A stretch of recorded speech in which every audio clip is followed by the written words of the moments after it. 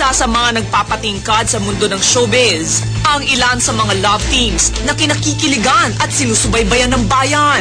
Ngunit bago pa man tuluyang sumikat ang mga tambalan ng bagong henerasyon, isang showbiz team up ang labis na lumikha ng ingay noong 90s. Dahil ba pinandidirihan mo na ako ngayon? Dahil di hahawakan kita, madudumihan tong damit mo. Yung makinis mong balat. Miguel, bakit mo ako pinakasalan kahit ayaw sa akin ng mama mo? Nangako ako sa kanya. Ano? Na magbabago ka na. Anong ibig mong sabihin?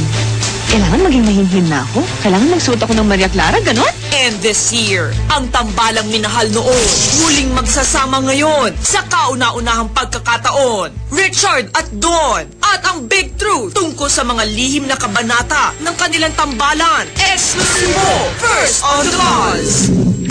Miss Dawn Zulueta and Mr. Richard Gomez, welcome to the buzz. Okay, of course, everyone wants to know what it was like for the love team of Richard and Dawn. We did a soft drink commercial together. Perhaps that's where the producer siguro saw that we had some kind of screen chemistry. Then nagkaroon ng interest yung mga tao. Pwede pala yung Richard and Dawn.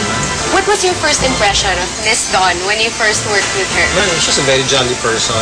And then when you look at her, she's very beautiful. After all, she's still beautiful, diba? She's very sexy. And very much available at the time.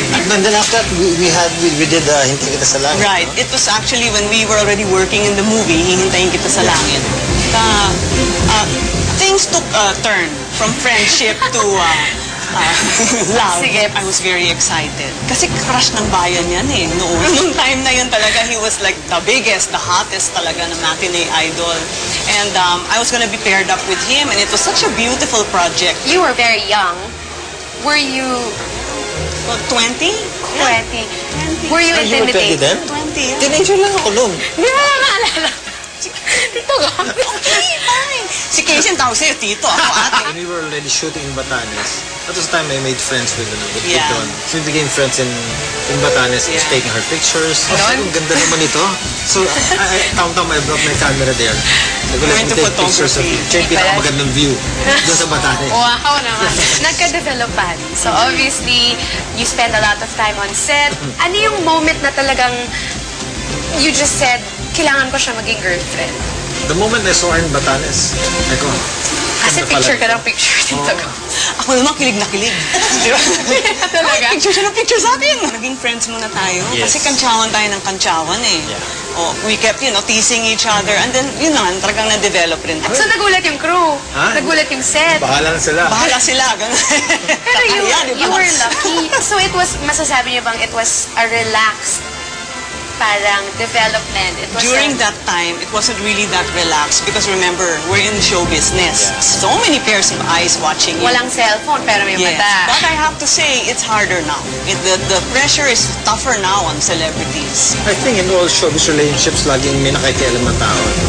And at that time, si Dawn just parang katapos na ng relationship na Dawn. Ako katapos na ng relationship ko with your ate. Okay. Oh, with your ate Sharon. Let's move on. Oh, di ba? And then, Napaka-historic talaga ng conversation na to. Yung mga reporter sa niya, si Dawn ang ba yung girlfriend mo? Pagkatapos ng ate Sharon mo? so ginawa ng intriga agad. I think what's really more important is we were so young. Parang mapusok pa eh. Parang ang dali na ng madala. Porke na lang may nagchismis sa akin, naniwala na ako. That, I think, was one of the difficulties we also had. We were too young. At dahil dito, ang on-screen at off-screen team-up ng dalawa nauwi sa hiwalayan. Paano kayo naghiwalay? Because you were such a big power couple. It's like you're going through a heartbreak publicly. One day na lang talaga, we decided na sige, tapos na itong relationship na to. Parang dumating yung time na Disagreements. arguments, Yeah. disagreements.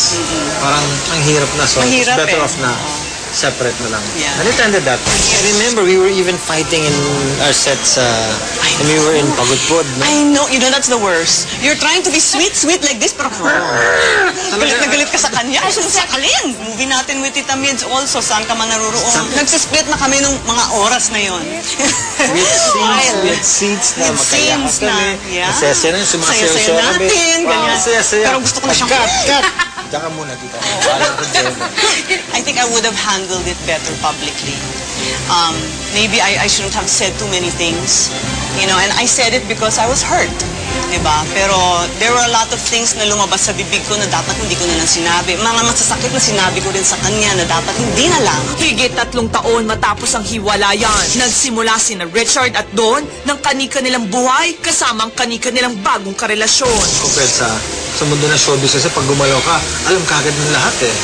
So, during the time na nililigawan ko si Lucy, hindi na nalaman ng mga tao, para akong James Bond. Pinupunta ko sa place nila sa Cebu. And hindi, Na walang nakakaalam. Hindi alam ng tao na nandun pala ako. Kasabay ng mga events, so alam ng tao na nandun ako for a motocross. Pero pag wala nga nangyayari, then I take my car, I go to her place. When you got married in 1997, you were at the peak of your career. Why did you decide to let it go and get married? When I met Anton, and I really had the foretaste na talaga of what life is like behind the spotlight. Kasi gaya ng sinabi rin ni Goma, iba rin yung hindi mainit sa mata. Yung tuwing lumalabas kayo, you know, you're doing simple things lang. You're able to enjoy each other in a more natural setting, di ba? And nung na-realize ko nga that it was for me, I really enjoyed it. I really shed it all off. I was so willing to do it, and I did it talagang all the way. I really enjoyed it. I was living in the province, doing the market, doing the grocery, cooking food at home. We are very lucky, no?